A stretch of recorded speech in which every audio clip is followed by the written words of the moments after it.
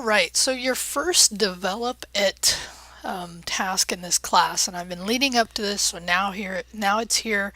Now I'm going to go over it and show you the output I created to satisfy this first one, and I'm going to change this to draft, from draft to final. Not that it couldn't be tweaked, okay, but just saying. Okay, because I went through today and I actually did the stuff that I was asking for here.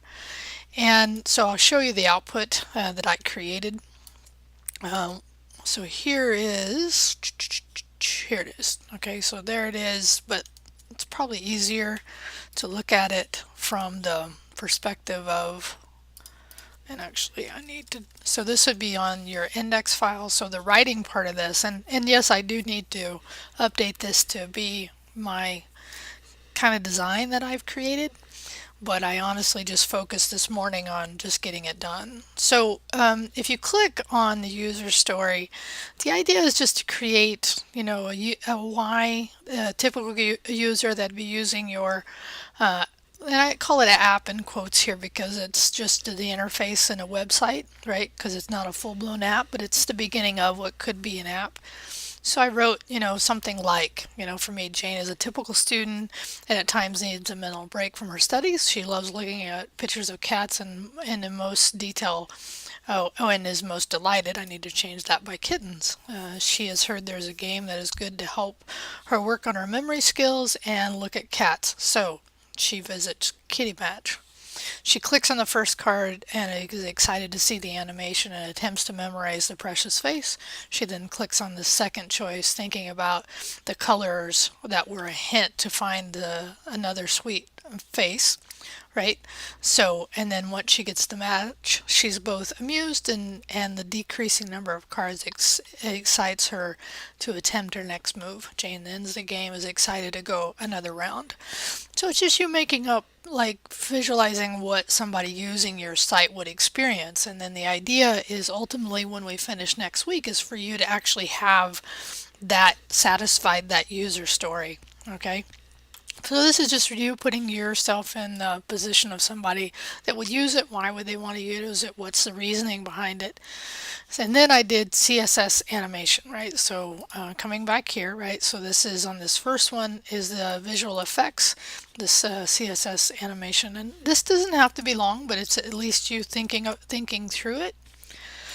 So for me, this kitty cat match will implement CSS transition utilizing the transform property and rotate to give the user an engaging experience. Okay, so to flip the cards back and forth. So that's what I'm going to be doing.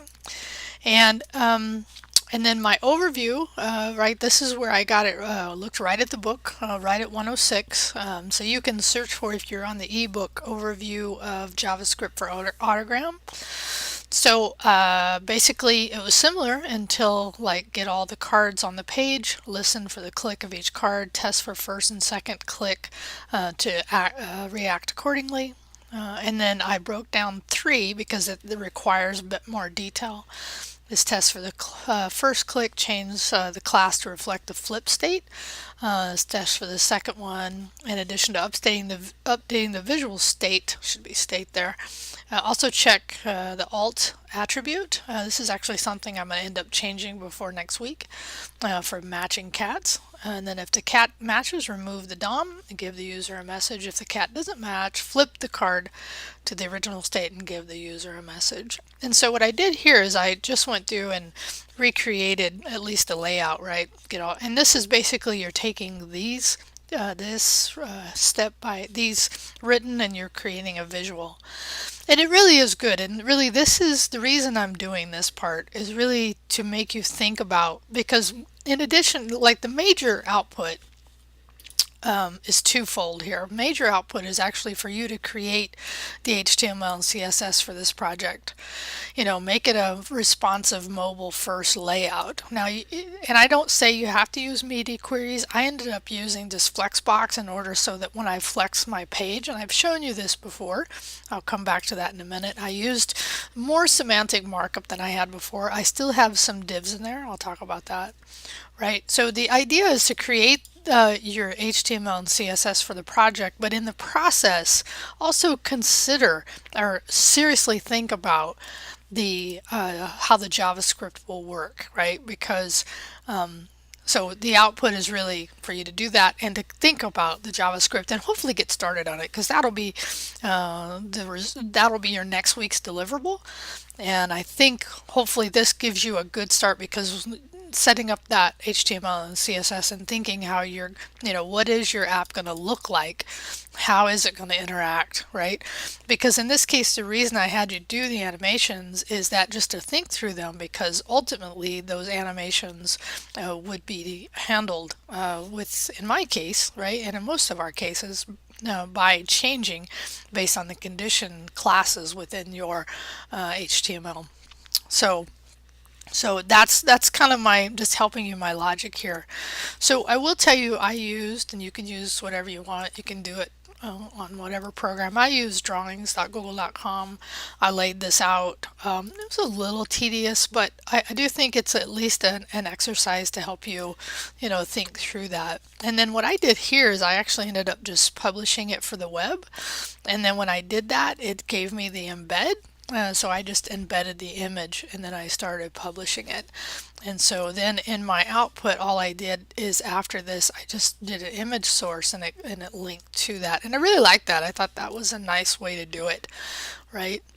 So so now just to show you, right? So let me pull up my HTML in here. So what I ended up doing here was I have a main that wraps all my main content. And before, this was a div that had a class on it, but I took that out and updated my CSS.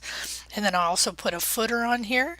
And then I ended up making a section, did a header, okay? And then I made a section that holds all my cards. And then I again documented, right, when I look at your code, the idea is you document your code so that somebody else reading it would at least understand what you did. And I still have divs in here. It's not to say you can't when you're doing semantic markup. It's not that you don't use divs. You just try to use as much markup semantically as possible, right? So I could have done articles and I could have done sections more in here, but as I read more of and I'll just show you, I think I had it up here, right? So articles and sections, and I went to the MDN, which if you're not on MDN or if you haven't looked at it, you definitely want to check that out. So what I did is I went in here and I read again to remind myself, because you can use these pretty much wherever you want, but you want to think about how they're intended to be used, right? So if it's a standalone section. So for me, I didn't really have a part of my output that was standalone. It really needed all the other parts. So I felt, okay, I can at least wrap it in semantic section, because I could pull out all those cards, but individually those cards wouldn't make sense.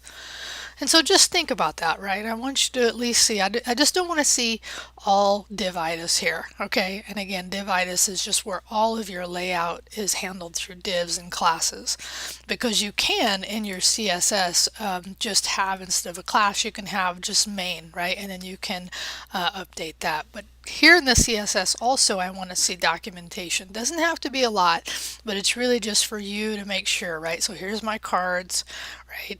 And then it looks at the back, how I'm doing the rotate, right? So I actually need to add a little more. Actually, here's the flipped effect, right? So I have that documented, right? So that's what I want to, that at least some level of detail on that. Okay, so the last thing about this is, and this probably makes sense further up, but I want you to create a new directory within your develop over here. So over here, so what I did is I named my project Kitty Match, right? And then within that subdirectory, then that's where I did my HTML and CSS. I also created subdirectories for my CSS, my images, and my JavaScript. So something like this, I'm not going to say exactly what your subdirectories would be, but you want to organize this at least in the subdirectories for those 3 pieces of this project. And then and I think it's good also, I don't mandate particular commits here. But please don't use HTML and CSS that you cannot explain. Because one of the reasons, and I'm just going to be honest about this, I was having you do some of the design work that I was having you do inside right here, and I'm playing with mine right now, is that I want to see where your skills are at. Because if you're submitting something that I feel like is out of the range for what you've done, then it kind of raises a flag for me. Because again, it's okay to look for inspiration, but only use that in order to implement something or completely understand how they did it and why they did it so that you can modify it and own it for yourself, right? That's the point of that. That's the whole point of my saying this, that you need to make sure that, when you do this, if I didn't put that in here, I will add that, right? Because I've said it before, but I actually don't have a specific thing in here, is that I want to make sure this is a design. Doesn't have to be sophisticated here. Again, I didn't use media queries. I totally could have. I ended up using Flexbox just to make my site work the way I wanted, right?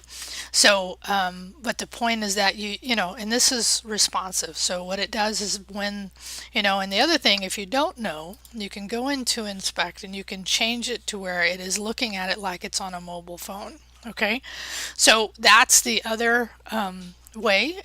That's what I will do when I look at it, is I will look at it both from what does it look like on a kind of a full desktop view and what does it look like on mobile. And as long as you can understand and interact with it, that's what I'm looking for. There's different ways to do it. I think media queries are awesome. You should know about media queries. But in this point, I'm just saying it needs to be responsive in some way. Because I know this is not an HTML, CSS class. The desire is that you come in with some level. And I know some of you asked me about the whole Bootstrap thing. And you heard my comments on that, hopefully, is that, Bootstrap is great. I think everyone should know how to use it. Ultimately, though, you need to learn how to code these things up without using those frameworks, because your sites are going to be much quicker, because frameworks are relevant and important, and knowing how to use the platform, meaning the web platform, at least in the beginning, with your basic HTML and CSS, and then adding frameworks where they make sense, not as a starting point. So anyway, that's my spiel about that. Okay, all right, so when you're ready, you submit, you do the normal workflow, make sure your commits make sense, right?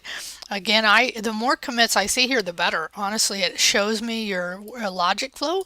Like if I only see one commit, again, I haven't specified this, but I'd like to see kind of your process. It's like when you do major things, when you get, your CSS drafted, do a commit. When you get your HTML kind of there, make a commit.